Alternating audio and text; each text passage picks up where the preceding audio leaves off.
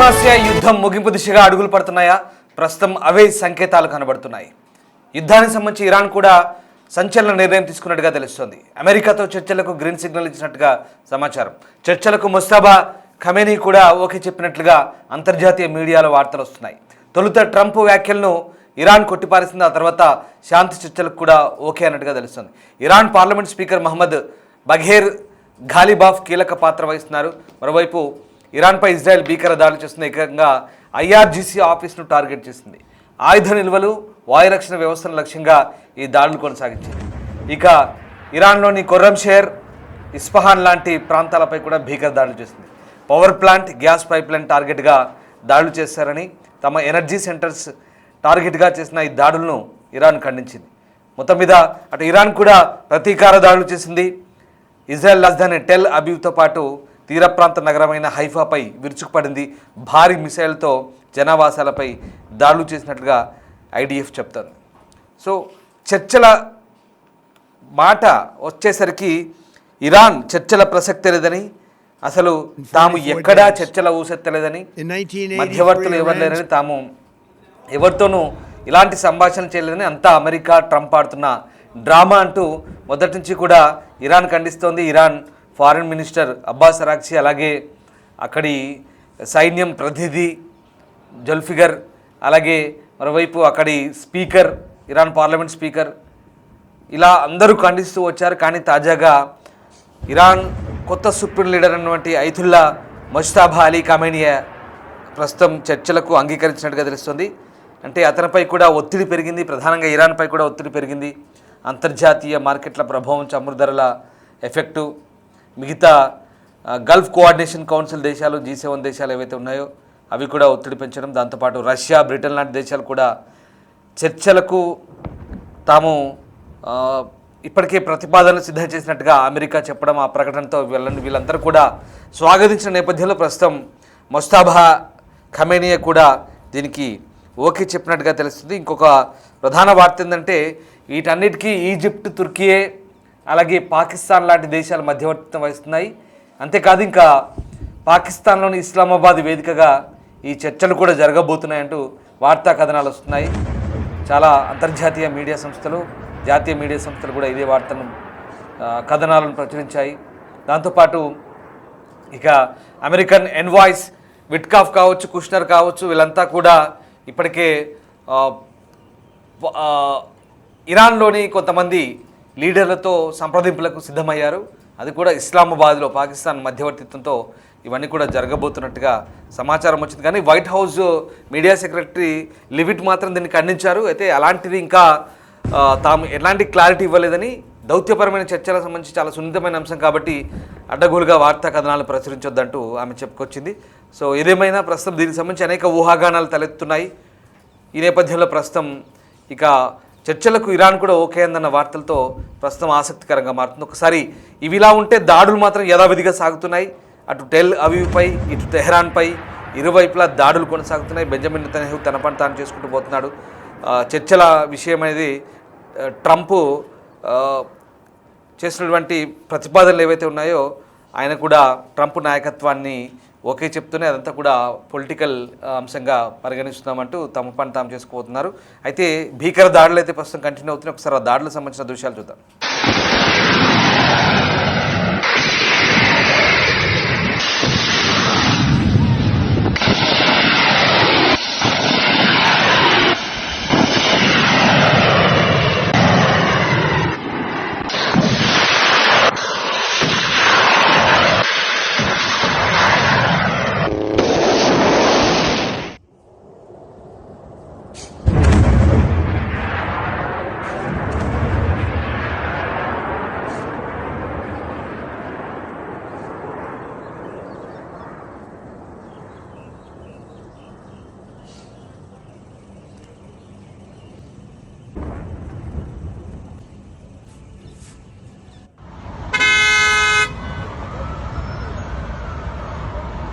تعال مني فوق، تعال مني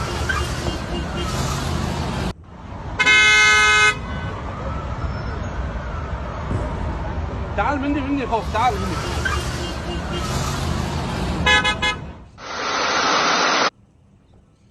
Iran అమెరికాల మధ్య యుద్ధం ముగింపు దిశగా అడుగులు పడుతున్నట్లుగా తెలుస్తోంది. ఇప్పటికే ఇరాన్తో చర్చలు జరుగుతున్నాయంటూ అమెరికన్ ప్రెసిడెంట్ ట్రంప్ ప్రకటించిన సంగతి తెలిసిందే. అంతేకాకుండా ఇరాన్పై అమెరికా ప్లాన్ చేసిన సైనిక చర్యలకు సంబంధించి 5 రోజుల పాటు వాయిదా వేసినట్టుగా ప్రతిపాదించారు, హోల్డ్లో పెట్టినట్టుగా చెప్తున్నారు. అయితే తాజాగా ఇరాన్ కూడా యుద్ధాన్ని ముగించేందుకు సిద్ధంగా ఉన్నట్లు సంకేతాలు వెలువరించింది. ఇరాన్ కొత్త సుప్రీం లీడర్ ముస్తాఫా ఖమైనీ అమెరికాతో చర్చలు జరిపి ఒక ఒప్పందానికి రావడానికి అంగీకరించినట్టుగా తెలుస్తోంది. ముస్తాఫా ఖమైనీయే అమెరికాతో చర్చలు జరిపి అంగీకరించినట్టుగా విశ్వసనీయ వర్గాలను ఉటంకిస్తూ కొన్ని పత్రికలు, ప్రధానంగా ఇజ్రాయెల్ దినపత్రిక ఎడియోత్ అహ్రోన్త్ నివేదించినట్టుగా అరబ్ న్యూస్ రిపోర్ట్ చేస్తోంది. అంతకుముందు ఇరాన్ విదేశాంగ మంత్రిత్వ శాఖ ప్రతినిధి కూడా మాట్లాడారు. ఇరాన్తో చర్చలు జరిగాయన్న అమెరికా అధ్యక్షుడు ట్రంప్ వాదనను తోసిపుచ్చారు. అమెరికా ఇజ్రాయెల్ కారణంగా ఇరాన్పై గత 24 రోజులుగా యుద్ధం చేస్తున్నాయంటూ చెప్పుకొచ్చారు. అమెరికాతో ఇరాన్ ఎటువంటి చర్చలు జరపడం లేదంటూ చెప్పుకొచ్చారు. అయితే ఇజ్రాయెల్, అమెరికా, ఇరాన్ల మధ్య యుద్ధంతో మధ్యప్రాచ్యంలో తీవ్ర ఉద్రిక్తత నెలకొన్న సంగతి తెలిసిందే. ఈ ఘర్షణ ముగింపు దిశగా అమెరికా, ఇరాన్ల మధ్య చర్చలు సాగుతున్నాయంటూ ట్రంప్ సోమవారం కీలక ప్రకటన చేశారు. అమెరికా, ఇరాన్ల మధ్య చర్చలు కొనసాగుతున్నాయని, ఈ క్రమంలోనే ఇరాన్ విద్యుత్ కేంద్రాలు, ఇంధన మౌలిక సదుపాయాలపై జరపాల్సిన దాడులను, సైనిక చర్యలను 5 రోజుల పాటు వాయిదా వేయాలని డిపార్ట్మెంట్ ఆఫ్ వార్కు ఆదేశాలు ఇచ్చినట్లుగా కూడా ట్రంప్ ప్రకటించారు. దీంతో ఇది ట్రంప్ తన ట్రూత్ సోషల్లో కూడా పోస్ట్ చేశారు. ఇరాన్, అమెరికాల మధ్య మిడిల్ ఈస్ట్లో ఉన్న వైరుధ్యాలకు సంపూర్ణ సమగ్ర పరిష్కారాన్ని సాధించే దిశగా 2 దేశాలు గత 2 రోజులుగా చర్చలు సాగుతున్నాయి. ఈ చర్చలు అత్యంత సానుకూలంగా, ఫలప్రదంగా జరిగాయంటూ తెలియజేయడానికి సంతోషిస్తున్నాను. ఈ వారం పాటు చర్చలు కొనసాగనున్నాయి. ఈ లోతైన, వివరణాత్మకమైన, నిర్మాణాత్మకమైన చర్చల తీరును పరిగణలోకి తీసుకొని ఇరాన్ విద్యుత్ కేంద్రాలు, ఇంధన మౌలిక సదుపాయాలపై జరపాల్సిన అన్ని రకాల దాడులను 5 రోజుల పాటు వాయిదా వేయాలని డిపార్ట్మెంట్ ఆఫ్ వార్ను ఆదేశించారంటూ ట్రంప్ ఆ ట్రూత్ సోషల్లో ట్వీట్ చేశారు. ఆ ట్రూత్ సోషల్లో రాసిన మెసేజ్ ఇది. దాని సారాంశం మీకు నేను తెలుగులో చదివి వినిపించాను. రైట్, ఇక అమెరికా, ఇరాన్ల మధ్య శాంతి చర్చలు ఇక్కడ అసలు ట్విస్ట్ ఏంటంటే పాకిస్తాను మధ్యలో మధ్యవర్తిత్వం వహిస్తుందట. ఇది రాజధాని ఇస్లామాబాద్లో జరగవచ్చుకుంటే వార్తలు వస్తున్నాయి. అయితే ఈ సమావేశం ఇంకా ఖరారు కాలేదంటూ America White House press secretary Karoline Leavitt చెప్తున్నారు. ఇక ప్రధానంగా అంటే ఇక్కడ మన కొన్ని వార్తా సంస్థలు అడిగినటువంటి ఏఎన్ఐ లాంటి న్యూస్ ఏజెన్సీస్ అడిగినప్పుడు వైట్ హౌస్ దీనిపై అధికారికంగా ప్రకటన చేసే వరకు దీన్ని ఫైనల్ పరిగణించకూడదు, ఫైనల్గా అనుకోవద్దంటూ ఆమె చెప్పుకొచ్చింది. అలాగే ఇది చాలా సున్నితమైన దౌత్యపరమైన చర్చలు, అమెరికా పత్రికల ద్వారా చర్చలు జరపదు, ఈ పరిస్థితి ఎప్పటికప్పుడు మారుతుంటుంది, వైట్ హౌస్ వాటిని అధికారికంగా ప్రకటించేంత వరకు ఈ సమావేశాలకు సంబంధించి జరుగుతున్న ఊహాగానాలకు అంతిమంగా పరిగణించకూడదంటూ ఆమె చెప్పుకొచ్చిన పరిస్థితి. అంటే ఏదో వాషింగ్టన్ పోస్ట్ రాస్తేనో ఇంకేదో పేపర్ రాస్తేనో చర్చలు అనేటివి ఉండవు, అవి ఇక్కడ అధికారికంగా మేము నిర్ధారించాలి, దాని గురించి మీరు అనవసరంగా దాని గురించి ఊహాగానాలు స్ప్రెడ్ చేయొద్దంటూ ఆమె చెప్తుంది. ఇక్కడ ప్రధానంగా ఉన్న పరిస్థితి ఏంటంటే ఇక్కడ సరే ఇవన్నీ అయితే ట్రంప్ మధ్యలో ఏముంది, అసలు ట్రంప్ మధ్యలో ఏముందనేది ఇప్పుడు ఆసక్తికర చర్చ. ఎందుకంటే యుద్ధం ప్రారంభించినట్టు ప్రారంభిస్తాడు, అతనే ప్రారంభిస్తాడు, మళ్ళీ అతనే ఆపుతాడు, లేదా చర్చలు అంటాడు. ఆర్థిక పరిస్థితులు ఒకసారి ఆర్థిక పరిస్థితులు దిగజారి ఒత్తిడి పెరగగానే మళ్ళీ స్ట్రాటజీ మారుస్తాడు. దీన్ని అంతటి కూడా ఇప్పుడు ట్రంప్ టాకో స్ట్రాటజీగా అందరూ పిలుస్తున్నట్టుగా తెలుస్తుంది. అసలు ఏంటి ఆర్థిక నిపుణులు ఈ ట్రంప్ అనుసరిస్తున్న ఈ వింతైన శైలిని టాకో అంటారట. అంటే ట్రంప్ ఆల్వేస్ చికెన్స్ అవుట్. అంటే ఏదైనా అంశంపై తీవ్ర స్థాయిలో హెచ్చరికలు జారీ చేయడం, అంటే బెదిరించడం, తర్వాత పరిస్థితి చేజారిపోతుంది అనుకున్న టైంలో లేదా మార్కెట్లు కుప్పగొలుతున్నప్పుడు అకస్మాత్తుగా వెనక్కి తగ్గడం. గతంలో టారిఫ్ల విషయాలు కూడా ఇలాగే వ్యవహరించారు. ఇరాన్ యుద్ధం కారణంగా ముడి చమురు ధరలు బ్యారెల్కు $100 దాటడం, ప్రపంచవ్యాప్తంగా ద్రవ్యోల్బణ భయాలు పెరగడంతో మార్కెట్ల ఒత్తిడికి తలొగ్గి ట్రంప్ నిర్ణయాన్ని టాకో మూమెంట్ను తెరపైకి తెచ్చారంటూ విశ్లేషకులు భావిస్తున్నారు. అంటే ట్రంప్ ఆల్వేస్ చికెన్స్ అవుట్ అంట దీని పేరు. సో ఆ రకంగా ట్రంప్ ఒక్కసారి వెనక్కి తగ్గడంతో ఇప్పుడు రాజకీయపరమైన చర్చలు ఊపందుకున్నాయి. ఎందుకంటే ఇది ఒక strategy, Taco strategy. Trump always chickens out అంటే ట్రంప్ చెప్పేది ఏంటంటే, నాకు మళ్ళీ చెప్తున్నాను, Trump always chickens out. Start చేస్తాడు, బెదిరిస్తాడు, గట్టిగా దాడులు చేస్తాడు, కొద్దివరకు బెదిరిస్తాడు. మళ్ళీ పరిస్థితులు చేదాటిపోతున్నాయి, బాగా ఒత్తిడి పెరిగి ఇదంతా నీ వల్లే అని ఆయన వైపు చెయ్యి వేలు పెట్టి చూపిస్తే ఇదేదో కథ రివర్స్ ఉన్నదని చెప్పేసి మళ్ళీ బ్రేక్ వేస్తాడు. Trump always chickens out. ఇది ట్రంప్ టాకో స్ట్రాటజీ అంటారట. ఇది ఎక్స్పర్ట్స్ చెప్తున్నారు, ఫైనాన్షియల్ ఎక్స్పర్ట్స్ అంటున్నారు. అంటే గతంలో టారిఫ్స్ విషయం కూడా అట్లా అయింది కదా, అడ్డగోలుగా ఇష్టం ఉన్నట్టు ఒక లిస్టు పట్టుకొని ఒక కట్టెపుల్ల పట్టుకొని చూపించిండు, ఇగో ఇది ఈ దేశానికి ఇంత, ఈ దేశానికి ఇంత అని చెప్పేసి. అట్లా అంటే అక్కడ మన భారత్ ఎక్కడ వాటికి ఆ తాటకు చప్పులకు వణకలేదు. పైగా మనం వేయాల్సిన టారిఫ్లు ఉల్టా వేసామనుకోండి, అది వేరే విషయం. దాంతో దెబ్బకి దిగొచ్చాడు ట్రంప్, టెంపర్తనం అంతా దిగిపోయింది. అదంతా రివర్స్ కొట్టింది. చైనా విషయంలో ఈయన 125 వేస్తే చైనా ఇంకా వాళ్ళు వేశారు, దాంతో మళ్ళీ పెంచుకుంటూ పోవడం. ఇదంతా కూడా ఒక ట్రంప్ టెంపర్తనం అని తెలిసిపోయింది జనాలకి. అడ్డగోలుగా ఆ దేశ సుప్రీంకోర్టు కూడా అభిశంసించింది, అంతా ఆర్థిక అధికారులను అడ్డం పెట్టుకొని ఇష్టమడి చేస్తే నడవదని చెప్పి వాళ్ళు కూడా చెప్పారు. సో అక్కడ ఒక్కసారి మళ్ళీ కంగు తిన్నాడు, మళ్ళీ దాని నుంచి బయటకు వచ్చాడు. సరే అట్లా కాదు ఇట్లా కాదు, మళ్ళీ 15% అని చెప్పి 10%కి వచ్చాడు దెబ్బకే, సుప్రీంకోర్టు దెబ్బకి. మళ్ళీ 15% అన్నాడు. అవసరమైతే మళ్ళీ వాళ్ళంతా దేశద్రోహులు, వాళ్ళంతా మంచోళ్ళు కాదని వాళ్ళ మీద ముద్రేసి జడ్జిలను కూడా తిట్టిండు. అది అందరికీ తెలిసిన విషయం. ఇప్పుడు జరుగుతుంది కూడా అదే. ఈ టాకో పాలసీ అంటే ఏంటంటే ట్రంప్ ఆల్వేస్ చికెన్స్ అవుట్. అంటే ఇప్పుడు దాడులు చేశాడు, మొదలు పెట్టాడు, చమురు రేట్లు పెరిగినాయి, దీని అంతటి నాటో దేశాలను రండి మీరు కూడా రండి, అందరం కలిసి పోయి కొట్టేద్దామంటే ఆ భాషలో చెప్పండి, అందరం కలిసి పోయి దాడి చేసేద్దాం రండి అన్నాడు. మాకేం సంబంధం, మేము రామని చెప్పి వీళ్ళు అన్నారు. నాటో దేశాలు మాకేం సంబంధం, మీ యుద్ధానికి మీ కొట్లాటకు మాకేం అవసరం, మేమెందుకు వస్తాం నడమలా అని వీళ్ళు అన్నారు. సో దాంతో ఏమైంది, ఈ నాటో దేశాలంతా కూడా కోవార్డ్స్, పిరికి పందలు, అకెర్రాని సన్నాసులు, దండగ సన్నాసులు అని చెప్పి వాళ్ళని తిట్టిండు. వాళ్ళు ఎవరు సపోర్ట్ చేయాలి అంటే మాకేం అవసరం, పూర్తిస్థాయి యుద్ధానికి రావాల్సిన అవసరం మాకేముంది. మిత్రదేశమైన బ్రిటన్ కూడా అదే మాట్లాడింది. అసలు వార్కి మేమెందుకు దిగుతాం, ఫుల్ టైం వార్కి మాకు అవసరం లేదు మిస్టర్ ట్రంప్ అని చెప్పేశారు క్లియర్గా. ఇక్కడ మళ్ళీ ఏమైంది, ఇంకా ఇరాన్ ఏం చేసింది, ఒక అమెరికా ఇజ్రాయెల్ తప్ప మిగతా అన్ని దేశాలకు మేము ఈ హర్మోజ్ స్ట్రైట్ ఏదైతుందో 33 కిలోమీటర్లు అందరూ మీరు అక్కడి నుంచి మీ ఓడలు అవి పోండి, మేమేమనం, ఒక ఇజ్రాయెల్ అమెరికా తప్ప అని చెప్పారు. అయితే ఇదంతా ఒకటైతే ఇటు పశ్చిమ దేశాల్లో, అటు యుఎస్, ఈ దేశాల్లో కంప్లీట్గా ఇంధన ధరలు పెరిగాయి. గ్యాసోలిన్, ముడి చమురు ధరలు అడ్డగోలుగా పెరిగాయి. బ్రెంట్లో పర్ బ్యారెల్ ధర $100 దాటి ఎప్పుడో 150 దాకా దగ్గర రీచ్ అయ్యే పరిస్థితి ఉంది. అది చాలా భయంకరమైన పరిస్థితి. దీంతో అప్పటికే ద్రవ్యోల్బణము, ఇన్ఫ్లేషన్ పెరగడము ఇదంతా కూడా జరిగింది.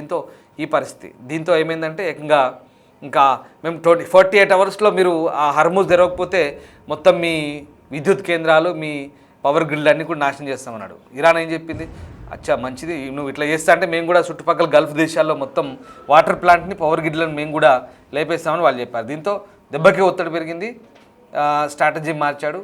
48 అవర్స్లో అటాక్ చేస్తాన వ్యక్తి మళ్ళీ చర్చలు అంటూ శాంతి వచనాలు పలకడం మొదలుపెట్టాడు. ఇది కథ. దీన్నే టాకో పాలసీ అంటారు. Trump always chickens out. So అది అర్థమైంది అనుకుంటా.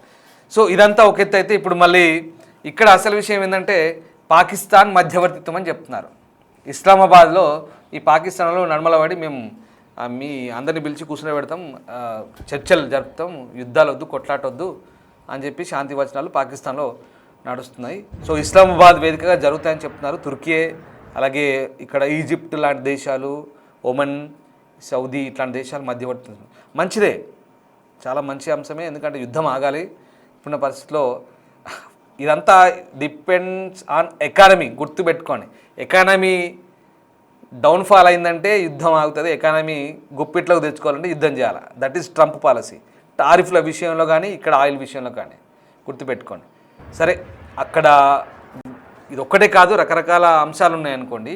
అక్కడ ఇజ్రాయెల్ బాధ వేరు, ఇక్కడ వీళ్ళ బాధ వేరు, పశ్చిమ దేశాల బాధ వేరు. వాళ్ళ దేశాలని 47 సంవత్సరాలుగా వాళ్ళ దేశాల పౌరుల్ని ఈ అయతుల్లా అలీ ఖమేనీ రెజిమ్ ఏదైతే ఉందో ఆ పరిపాలన నిజంగా పశ్చిమ దేశాల పౌరుల్ని చాలామందిని చంపారనేది వాళ్ళ దగ్గర ఎవిడెన్సెస్ కూడా ఉన్నాయి. అందులో వీళ్ళు మిసైల్స్ని పెంచుకోవడం, న్యూక్లియర్ వెపన్స్ని తయారు చేయాలన్న ఆలోచన, టెర్రరిస్ట్ ఎవరైతే ఉన్నారో ఈ ఫ్రాక్సీ సంస్థలు, హెజ్బుల్లా, హమాస్, ఇరాక్ మిలిషియా, షియా మిలిషియాలు, అలాగే అక్కడ ఇరాన్, సిరియాలో మిలిషియాలు, గాజా, పలస్తీనాలో హమాస్ని పెంచి పోషించడం, వీళ్ళందరికీ డబ్బులు, ఆయుధాలు ఇచ్చి అయతుల్లా అలీ ఖమేనియా దివంగత ఎవరైతే ఎలిమినేట్ చేయబడ్డాడో, హత్య చేయబడ్డాడో, ఇతను దశాబ్దాల కాలంగా అడ్డగోలుగా మిసైల్స్ని తయారు చేయించి అట్లా ఇప్పుడు ఆ భూగర్భాల్లో డెన్నులో వందలు వేలు వెళ్తున్నాయి అలా గెలిచి. సో ఆయన చేసిన పని కూడా అదే. ఇక్కడ వీళ్ళ మీద కోపంతో ఇవి అడ్డగోలుగా తీవ్రవాదులను పెంచి పోషించి అమెరికా పశ్చిమ దేశాలపై దాడులు చేయించడం అనేది ఆయన చేసిన పని. ఈ కారణాలు దానికి ఈ ఆయిల్ ప్రైసెస్ ఇవన్నీ తోడయ్యాయి. ఇప్పుడు అర్థమైంది అనుకుంటా క్లుప్తంగా యుద్ధం అంటే ఏంది, ఒక్క కారణం కాదు, యుద్ధం చేయడానికి అనేక కారణాలున్నాయి. ఇక్కడ ఆధిపత్య ధోరణి కూడా మనకు కనబడుతుంది క్లియర్గా. మిగతా గల్ఫ్ దేశాలకి ఇరాన్కు చాలా తేడా ఉంది. అసలు ఇరాన్ అనేది అరబ్ దేశమే కాదు, గల్ఫ్ దేశమే కాదు. ఇరాన్ అనేది ఒక పార్సీ దేశం. పార్సీలు 2500 సంవత్సరాల చరిత్ర ఉన్న పార్సీలు. కానీ 1979 తర్వాత అయతుల్లా అలీ ఖమేనియే మతాధికారి పాలన తీసుకొచ్చి కంప్లీట్గా ఇస్లామిక్ రిపబ్లిక్గా మార్చి పూర్తిగా మతమౌఢ్యాన్ని, ఒక పిచ్చితనాన్ని తయారు చేసి ఆ దేశాన్ని అంతా కూడా ఒక రకమైనటువంటి పరిస్థితులకు నెట్టివేయబడ్డాడు. డెఫినెట్గా హిజాబ్ వేసుకోలేదని కొట్టి చంపారు 2022లో. ఇది పరిస్థితి. ఆ దేశ ప్రజలంతా తిరగబడ్డారు. మీకు మళ్ళీ చెప్తున్నాను, ఈ యుద్ధానికంటే 2 నెల ముందు కూడా 15,000 మందిని చంపించారు. అంటే అక్కడున్న పరిస్థితుల్లో 15,000 మంది దాకా చచ్చిపోయారు ఆందోళన చేసిన వాళ్ళు. ఎల్పీస్ ఆన్ ది వే అంటూ ట్రంప్ అన్నాడు, కానీ ఆలస్యమైంది. తర్వాత ఈ యుద్ధం స్టార్ట్ అయింది.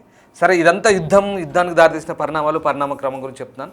మధ్యలో ఇప్పుడు ఈ చర్చల ప్రక్రియ జరగబోతుందంటూ వార్తలు వస్తున్నాయి. మరి అన్నీ అనుకున్నట్టు జరిగితే, చర్చలు జరిగితే యుద్ధం ఆగాలని మనం కూడా కోరుకుందాం. వీళ్ళంతా త్వరగా యుద్ధం ఆగితే పశ్చిమాసియా అంతా కూడా పచ్చగా ఉంటుంది, శాంతి సామరస్యాలతో వెల్లువిరుస్తుంది. మనం కూడా అదే కోరుకుందాం. యుద్ధాలు ఆగాలి. ఇప్పుడున్న పరిస్థితుల్లో సమాజంలో యుద్ధాలు అనేది ఎంత మాత్రం మంచి కాదు. లెట్స్ వెయిట్ అండ్ సీ ఏం జరగబోతుందో.